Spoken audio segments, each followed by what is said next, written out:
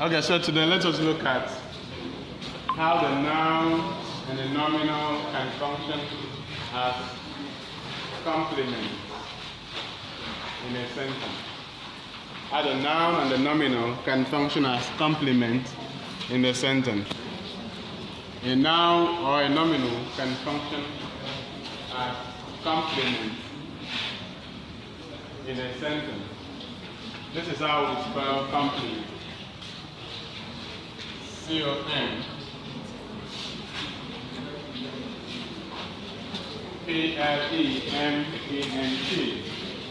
Complement.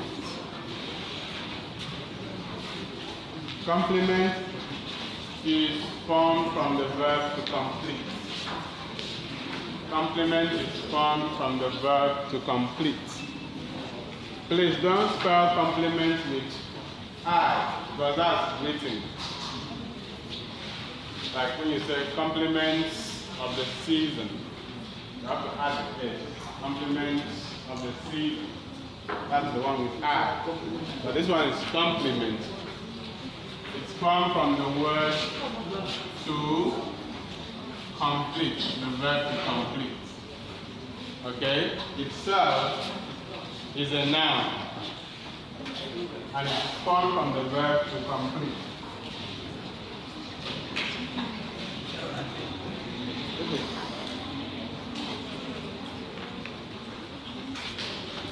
So the complement can be a noun, can be a nominal that completes an idea about another noun. The complement can be a noun or a nominal that completes an idea about another noun.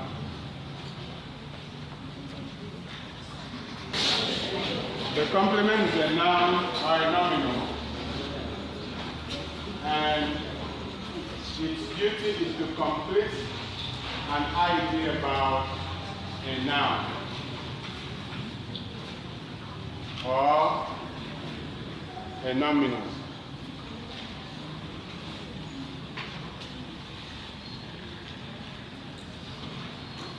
It usually comes after linking verbs. Usually comes after linking verbs. The complement usually comes after linking verbs. Like is, are, were, was. Okay? May. It comes after linking verbs.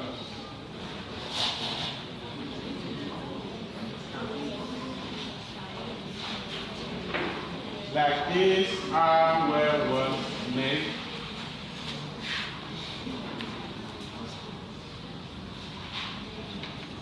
So we are going to have an example.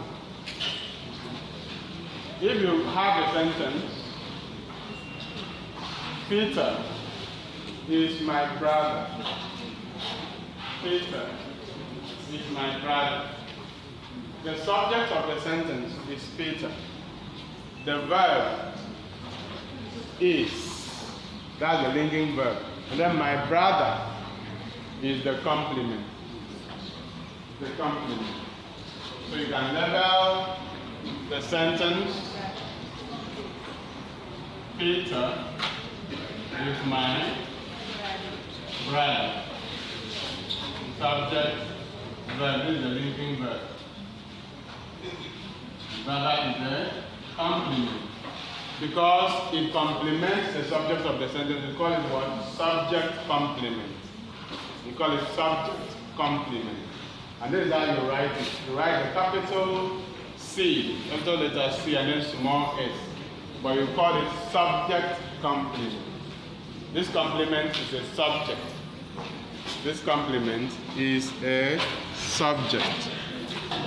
So in the case of this sentence, you need to understand that the complement is a nominal. It's a nominal because it is more than one word. My brother. It has this determiner, this determiner and the noun, this pre-modifier and the head.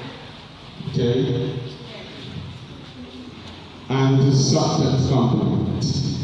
So we can have an example that contains an object complement. You can write this down.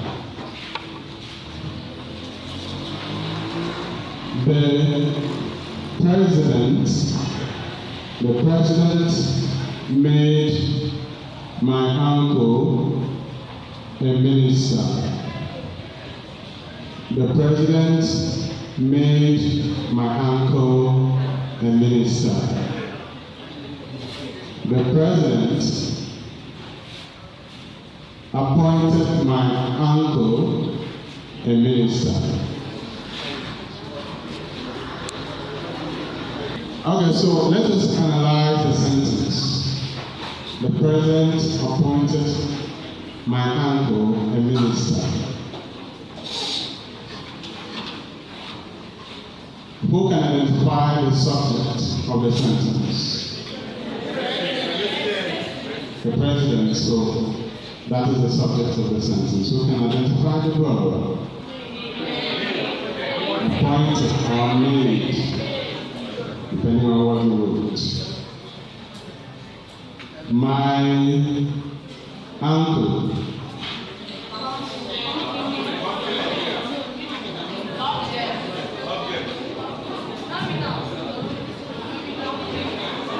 That is the object. My uncle is the object of the verb appointed because the verb, the action of appointing, directly affects my uncle. And then a minister.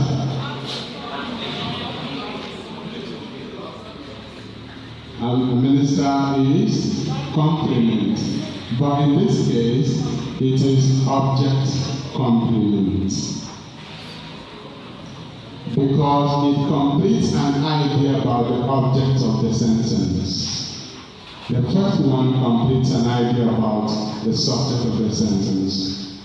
So both are complement, but one is subject complement and the other is object complement. So you need to know when the complement is for an object and when it's for a subject. So you see that we can generate so many sentences in this particular instance. You can use different verbs. For instance, it will say, John and Peter are my children. The same thing.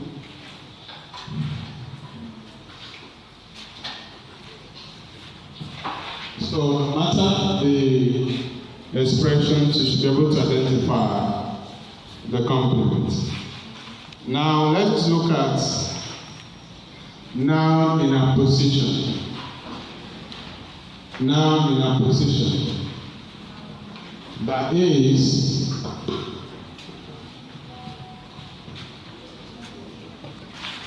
a noun or a nominal functioning as noun in apposition.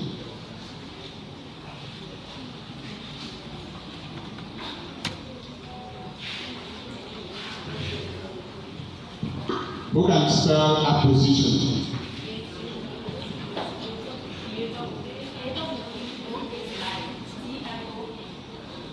Good.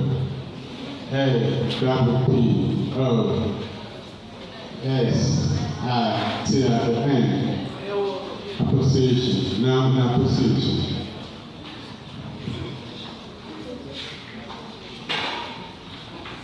So a noun position,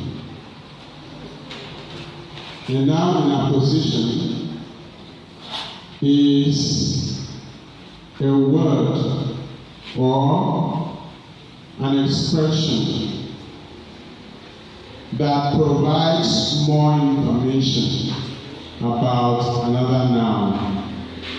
A noun in a position is a word or a group of words. A word or a group of words. A group of words. Or an expression, the same thing. An expression or a group of words that provides additional information about another noun. A noun in a position provides additional information about another noun. It gives more information about another noun.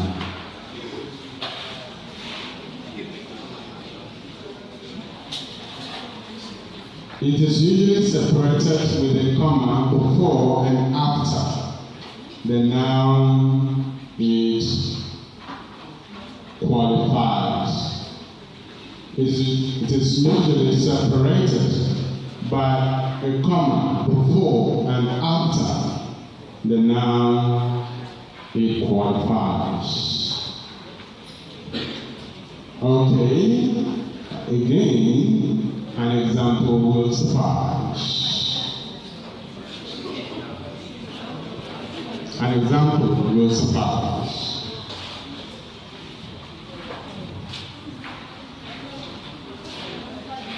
Mr. Barack Obama,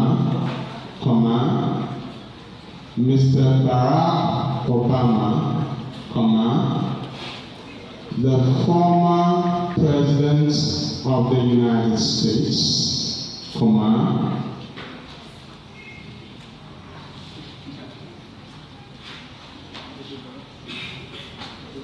has published a new book, full stop. Has published a new book. Has published a new book, full stop. Mr. Barack Obama, the former president of the United States,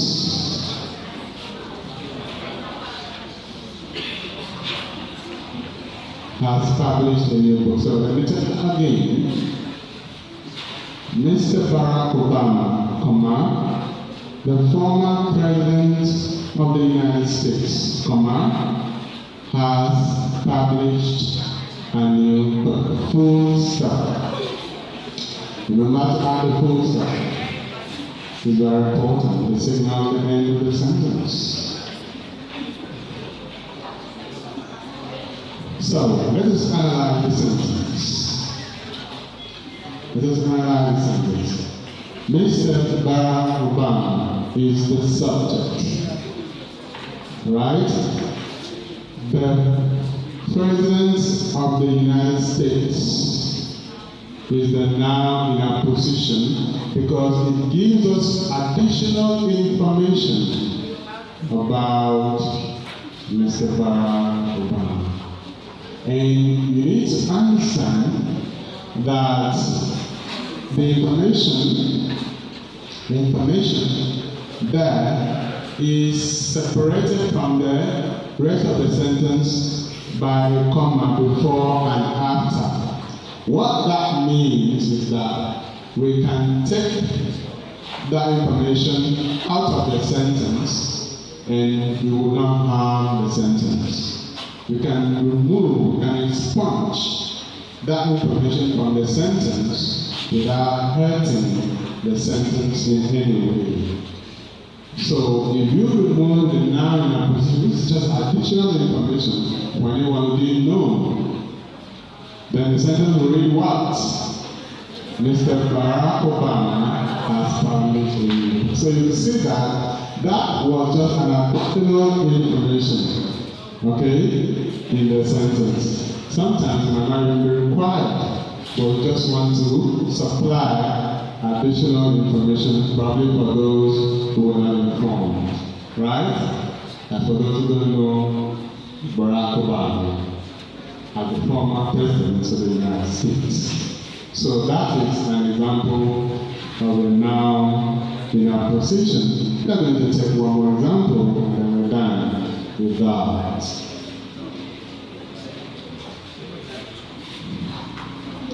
James, my brother, has traveled abroad. James, my brother. Okay, let's just take it this way. James, my younger brother. Okay? James, my younger brother, has traveled abroad. James, my younger brother, has traveled abroad. Okay? So, do you know how to punctuate the sentence? Do you know how to punctuate the sentence now? Because some people might still write it without the two commas. So, where is the noun in opposition? My younger brother. This guy's an intelligent guy, so I don't need to do much. Right? Very good. So, let us talk about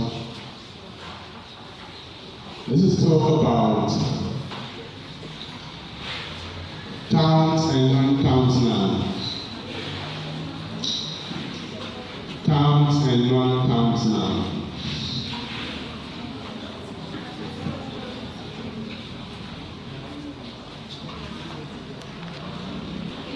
So, what is a countable noun? And what is a non-countable noun? Normally, when people ask that question, they will say a countable noun is a noun that can be counted, a non-countable noun is a noun that cannot be counted. And then they will give you an example like, like cook is a countable noun, right? But rice, sand is a non-countable noun. And like, how about money? How about money? How about money? Because you see, money is non-countable noun, but can count it. So that means that definition is wrong. Okay? It's not grammatical, it's lemma. Okay? It's a lemma definition. Okay? Because money is non-count noun, but we count it every day. Okay, maybe it is not countable in Nigeria, right? Because there's no money in Nigeria. Okay? Or maybe in some other countries like Europe, America, people count it every day. Now, in Nigeria, people don't see money to count. Maybe that's why it is. Alright, so how do you define a non-count noun and a count noun then? How will you define it technically, grammatically, and then you're correct? How is that done? Because I'm going to tell you. A noun is said to be countable when it can accept the indefinite articles a or an. When a noun accepts the indefinite articles a or an, we call it countable nouns. You get it? When the noun accepts the indefinite articles a and an, then we call it countable noun. When a noun cannot accept the indefinite articles a and an, they are non-count nouns. Please note that, so that you will not say that a countable noun is a noun that can be counted, and a non-countable noun is a noun that cannot be counted. That is not correct. A countable noun is a noun that can accept a or an before it. When you can place a or an before the noun, then it is countable.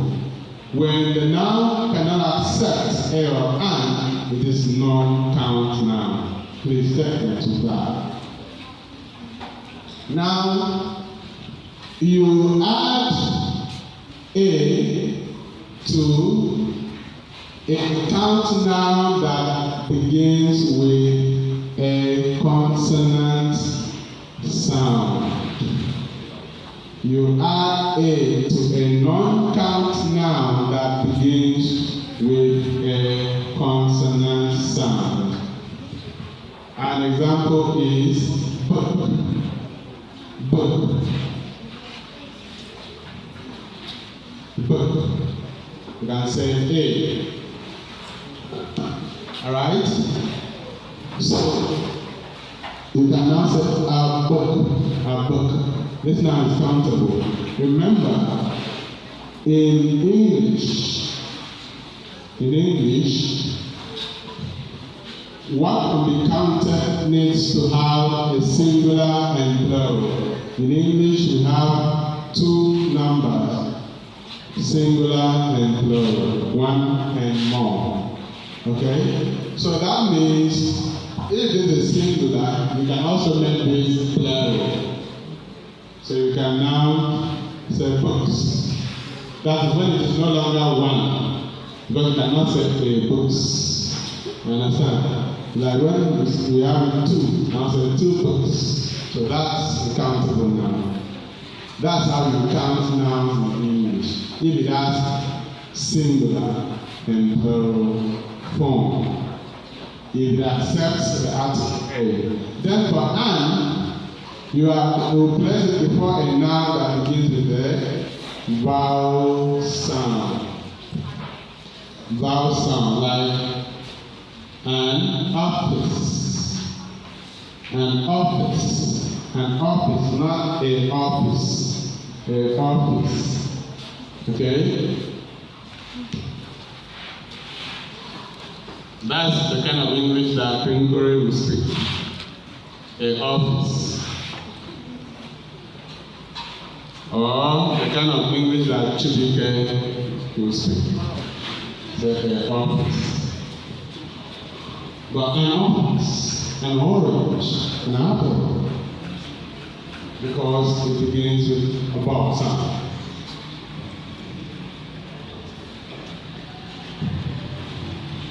If you have the word European, what should come before it? Is it a or an? Why?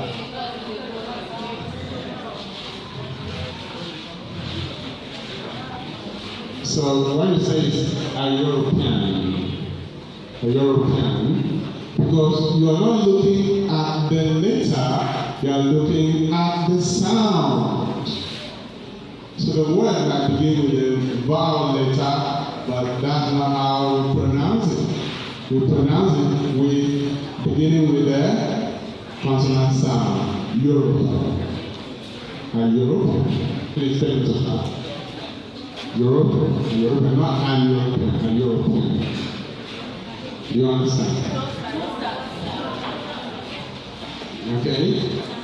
There's a difference between sound and letters. So this is a letter, but how we pronounce this word is that it begins with ye, European. With that's a consonant. So you cannot say I'm European. So it's a European. Okay?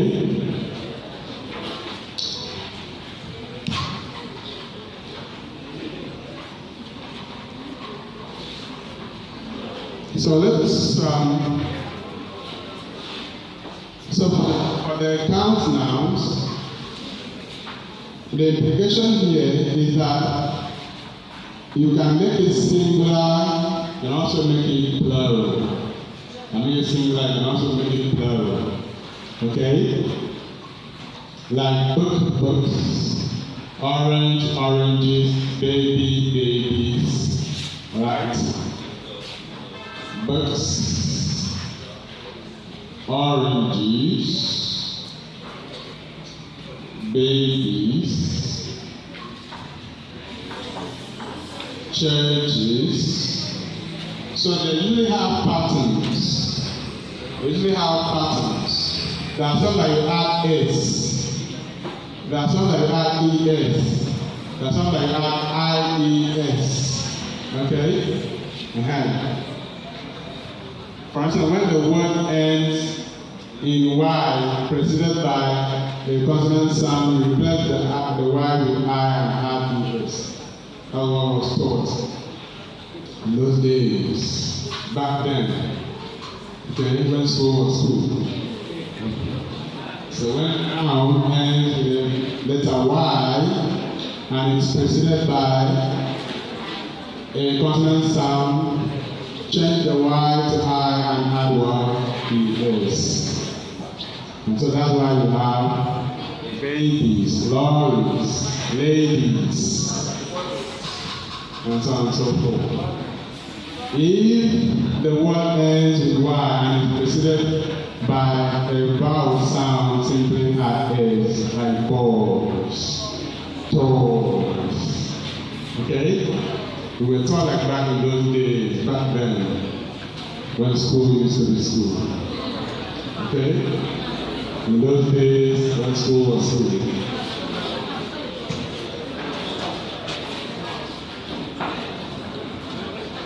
And then there are some that will say that the singular is the same form as the plural. Were you ever taught that? Okay? That whether it's singular or plural is the same thing. Like sheep, right? Like sheep. Sheep. Whether it's one sheep or 1 million sheep, or it is sheep. Okay, we're told. So, you need to remember those things.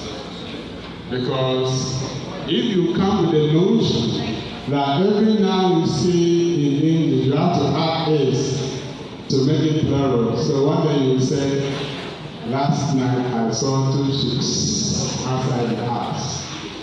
So what did you say? 2 sheep. I saw 2 sheep. 2 black sheep outside the house. Okay? So for that one, it is 2 sheep. 2 sheep. Okay, let's look at non-count noun now. You want to look at non-count noun now. Now we want to look at non-count noun.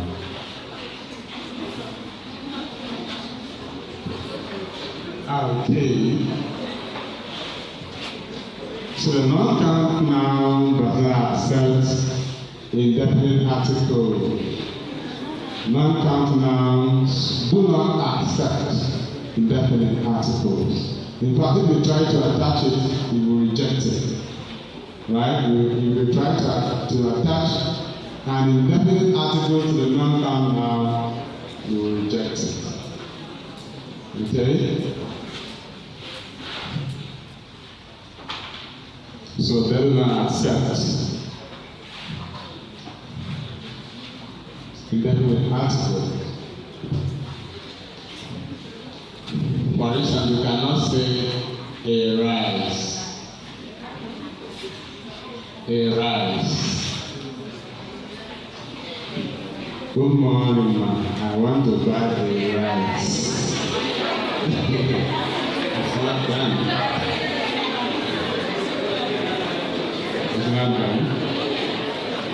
It is crinkling English. It's the English of Chubike, right? To say a rice. Okay?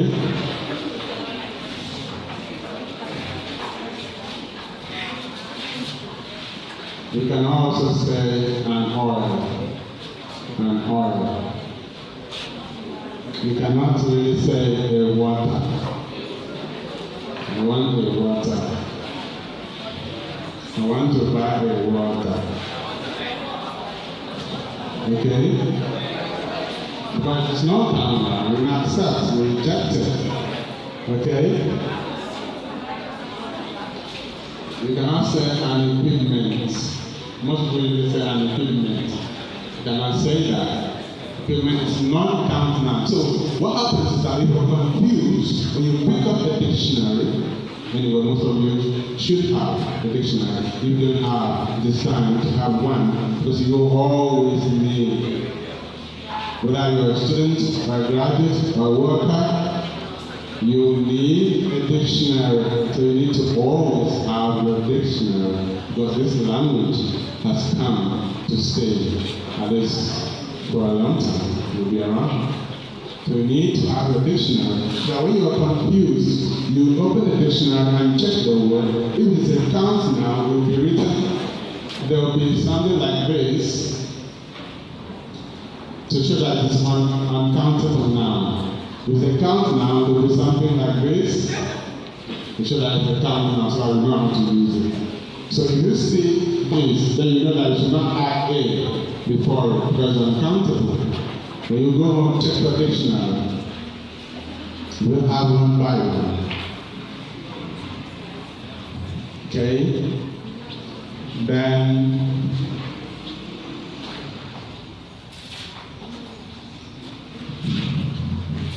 that also means that you cannot make them plural. You cannot do what? Make them plural. Imagine saying rices. Rices. Okay?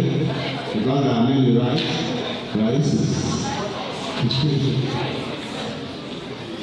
Or oils. So it's wrong for you to say pigments. It's wrong for you to say pigments. It's wrong for you to say pigments. Pigment will be all the time. It's wrong because pigment is non-counter. Pigment is non-counter. So, but we have a way in English to help us count non-countable nouns. We have a way in English to help us count non-countable nouns. There's a way to count non-countable nouns. Everybody say there's a way to count non-countable nouns. Amen, somebody. Amen. So how do you count non-countable nouns? We do that by the use of partitives. Partitives. Partitives. Partitives. Or you call it partitive nouns. We use partitive nouns to count non-countable nouns. We use partitive nouns to count non-countable nouns. For instance, we can say, a bag of rice. So a bag of is partitive noun. For water, we can say a bottle of water. And so a bottle is partitive noun.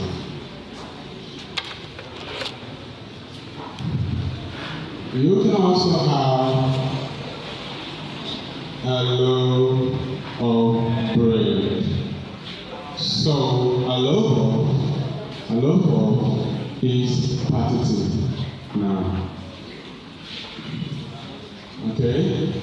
Or even for those who cannot afford a loaf of bread, a slab of bread.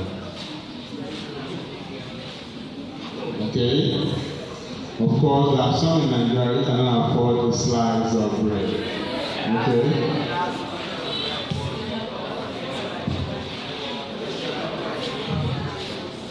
A pinch of salt.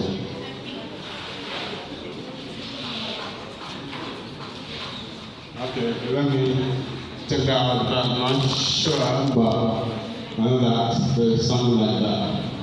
But what you need to understand is that you cannot use these adjectives indiscriminately. You must use the correct one beside the non-count noun, the correct one. Sometimes they will test you whether you can use the correct one. And they will say, I need a dash water. Then they give options, a slide of water. They give a slide of. Some people will still choose that slide of, right? In this country, people will choose a slide of water. Then they will put a bottle of. For them, they want to test whether you know which adjective to go with that particular noun. Alright? So a dash of water. A slice of. B, a bottle of. Alright? Some human beings who were created by God will still choose a slice of water.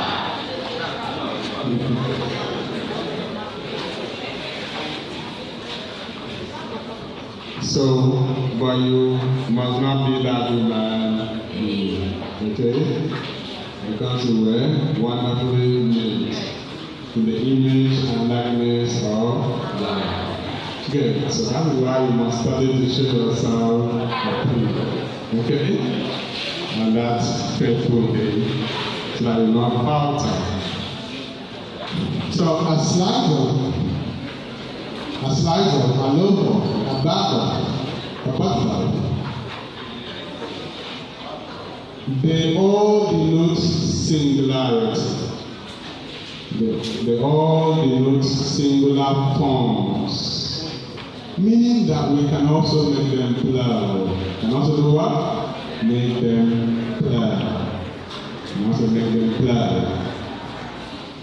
Plural. That means we can have 2 slices of 2 bottles of 3 bags of. So when you do that, you now can have singular and plural partitive forms to help you make the non-counting noun look countable. That's how it is done. Okay? Now, let us look at, so now we will not have problem with countable and uncountable nouns again. So now let's look at proper nouns. We'll look at proper nouns. Very important. Very important. Proper nouns. It is a type of noun.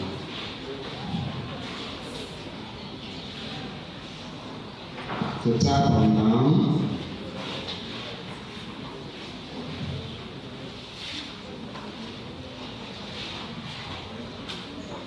And it usually refers to proper names. It's usually referred to as proper names. You can also call it proper names. Okay?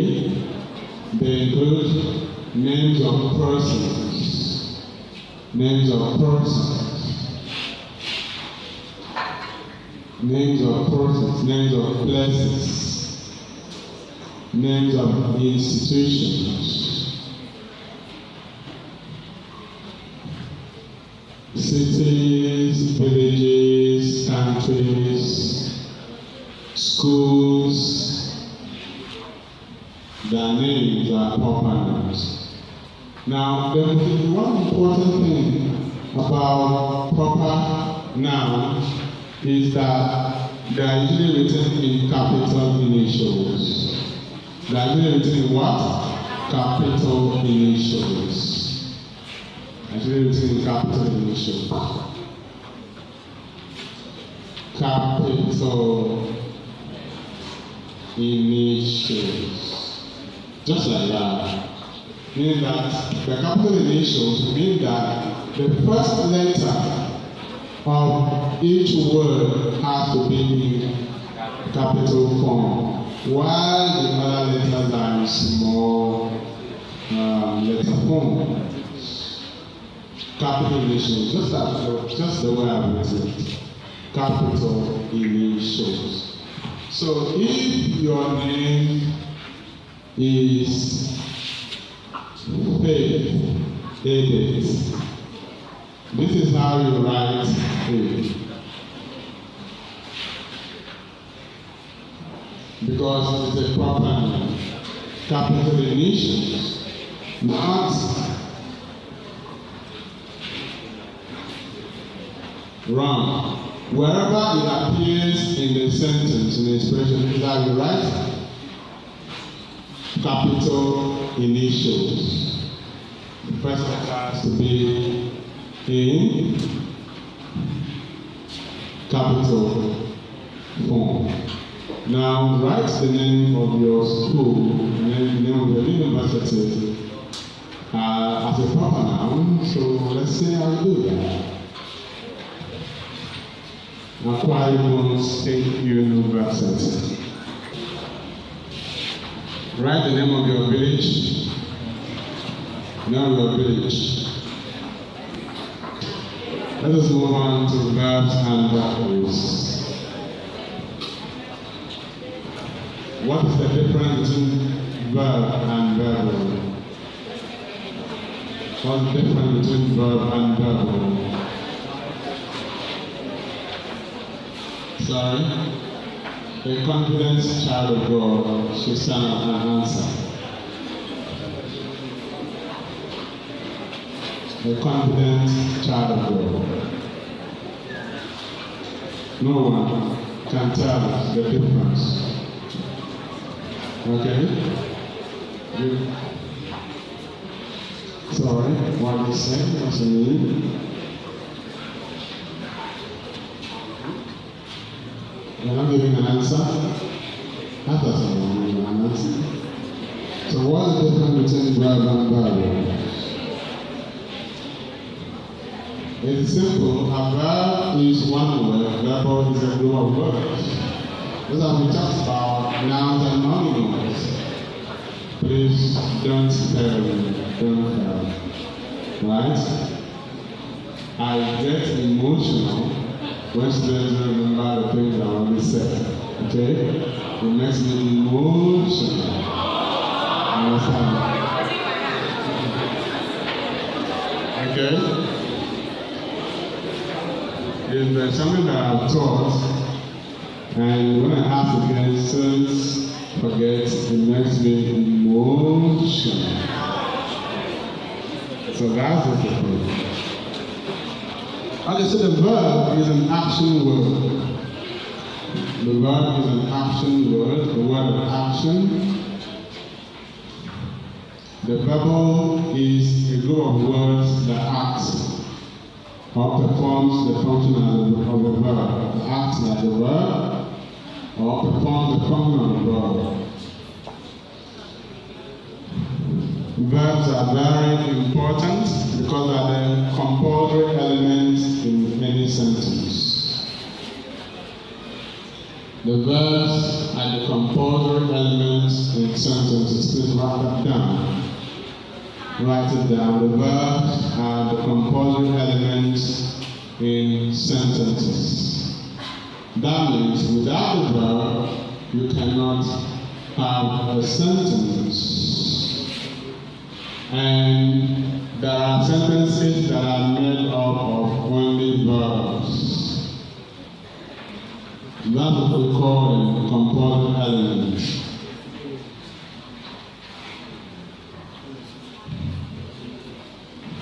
So you have verbs like stand, set, write, go, come, run, think,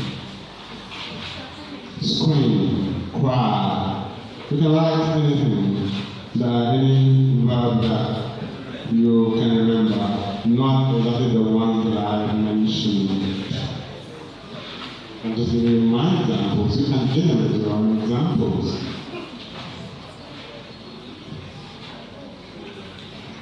So all those words that I've mentioned, go, come, sit, stand, run, scream, think, jump, they're all verbs, and they're words with action. But we need to understand that it's not all the time that verbs must perform action.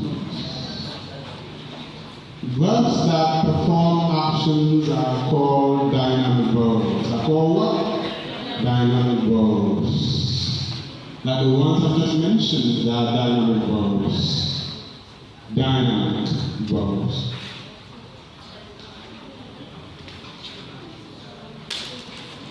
They are called dynamic verbs.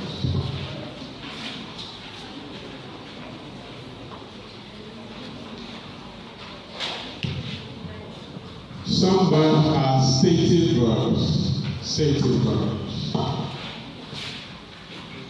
Stated verbs.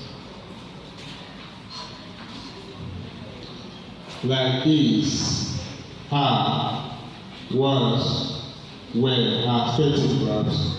They simply state what obtains. State instead of obeys. They will not perform any action. We need to know the difference between a verb of action and a stated verb. It's quite important. It's quite important. It's important.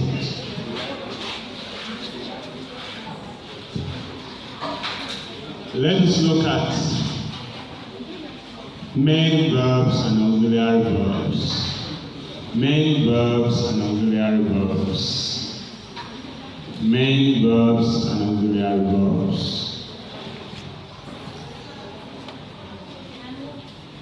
Auxiliary verbs.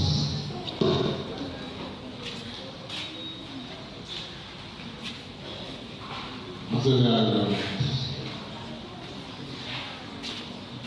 Main verbs.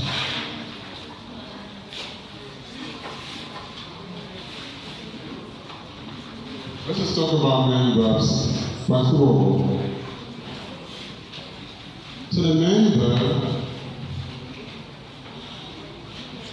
is a dynamic verb. They are verbs of action, they perform action, but they are called main verbs because they are called main verbs because they are capable of independent existence in the sentence. They can stand alone in the sentence. They can stand alone in the sentence. They can take actions alone in the sentence. That's what we call them main verbs. They can stand alone in the sentence. And make complex sounds.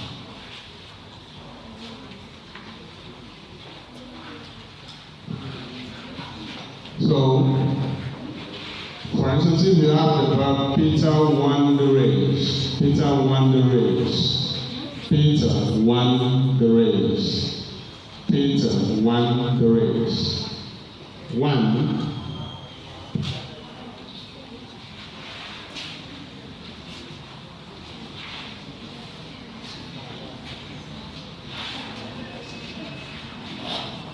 One is a main verb.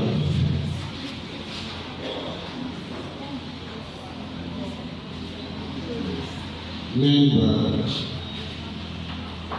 You can say that I can stand alone in the sentence.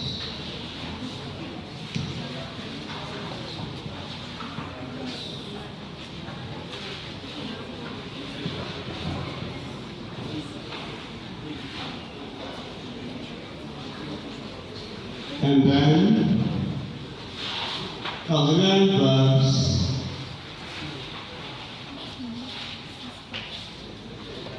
are usually combined with main verbs in a sentence. The verb verbs are usually combined with a main verb in a sentence. they support, they play supporting roles, auxiliary roles. They play supporting roles in the sentence. They cannot stand alone on their own. They play auxiliary roles. For instance, if you say Peter has won the race, this is a verbal. This is a verbal group. This is a verbal group. That means a group of words that occupies the structure of a verb in a sentence. But this verbal is made up of an auxiliary verb and a main verb. Has the auxiliary verb in that expression.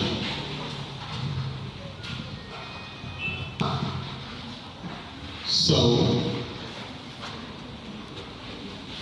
we have two types of auxiliary verbs.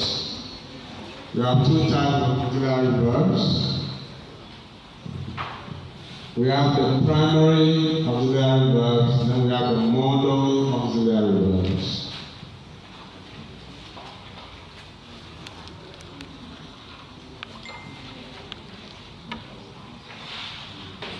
Primary auxiliary verbs.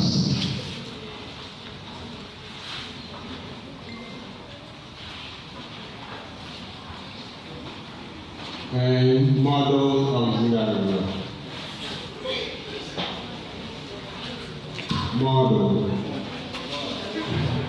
Modal auxiliary verbs. So, the following are examples of primary auxiliary verbs. These are was, were,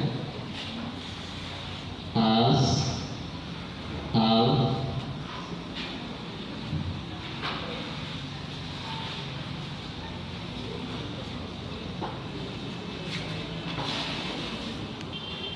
and the following are modal auxiliary verbs.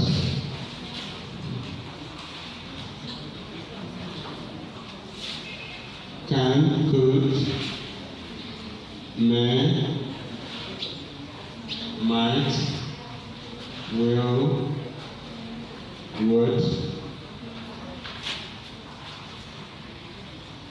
ought to, shall, should,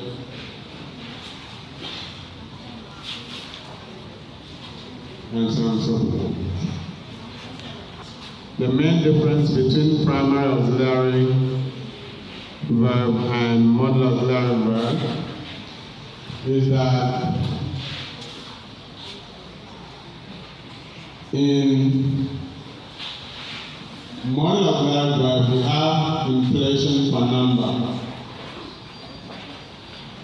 but in modal auxiliary verb we don't have inflation for number. We don't have inflation for time.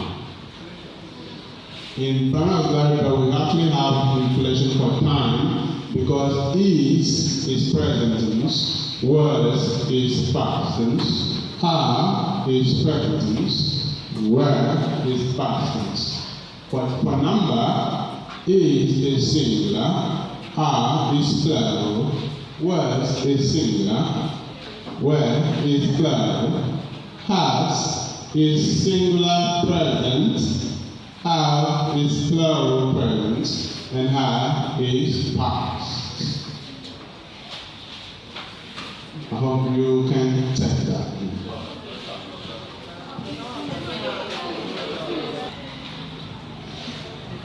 So for the primary auxiliary you have is, are, was, were, has, have. Where is singular, was is singular, have is singular. Have is plural, were is plural, and have is plural. And for the modal, for present and past, that is present, was is past. Are is present, where is past. And have are present, and have is past. Okay? Then for the modal, may is present, might is past. Can is present, could is past. Will is present, will is past. Someone shall and shall.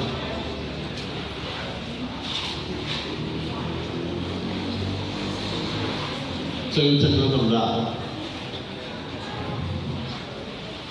So if you have a sentence like Peter said that he dash come to school that day.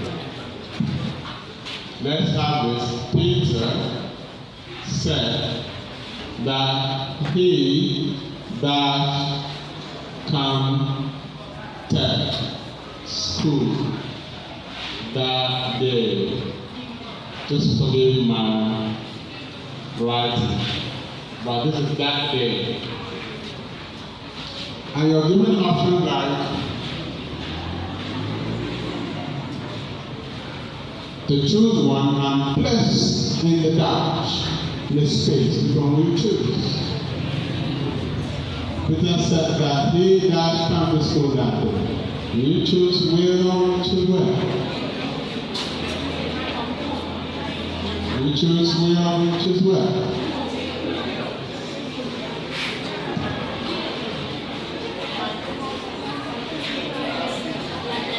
Okay?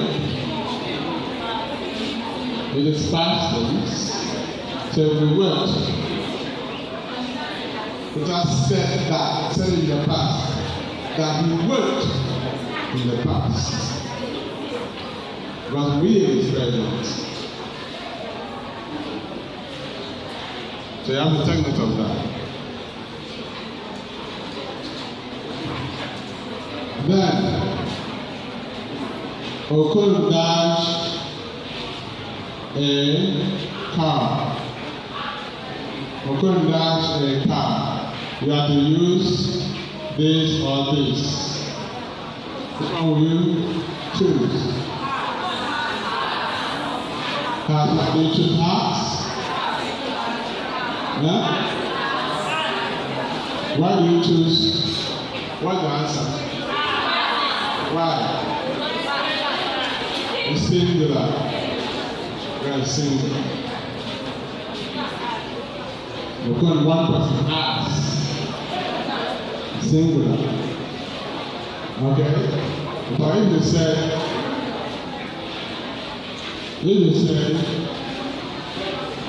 Okon and Mary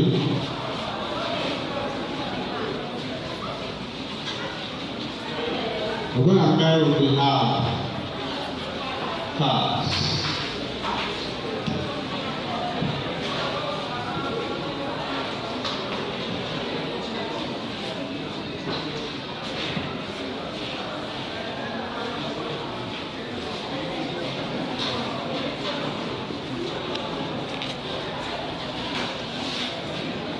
So you use modal auxiliary verbs for a number of functions. For a number of functions. For instance, you can use it to make a polite request. You can use it to make a polite request. And that is may. We use may to make a polite request. May I come in, sir? May I come in, sir? May I come in, sir? May I come in, sir? May I come in, sir? May I come in, sir? Not can I come in, sir? Oh, sir, I want to come in. Sir, I want to come in. Okay? May I go out, sir? So it is not please that makes the a request polite, it is the use of may. You don't even need the please when you use may. Okay? Another way you could make polite requests is, could you please sign my course form, sir? Could you please sign my course form, sir? Not can you sign my course form? Not sir, sign my course form. Sir, I want to sign my course form. Sir, I'm here to sign my course form. So why do you need to leave your house and come all the way to the lecturer's office to sign your course form? Why do you do it? Or you want to take permission from the lecturer to sign the course form? You want the lecturer to permit you to sign the course form. So some people will come and say, sir, I'm here to sign my course form. Right? So please know how to make polite requests. May I have my course form signed by you, sir? Could you please sign my course forms? Ma'am. May I come in? May I go out now?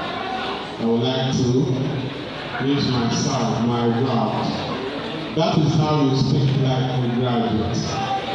Okay? Now I want to come in. I want to go out. Right? So, I think we should pause there for 10 minutes again.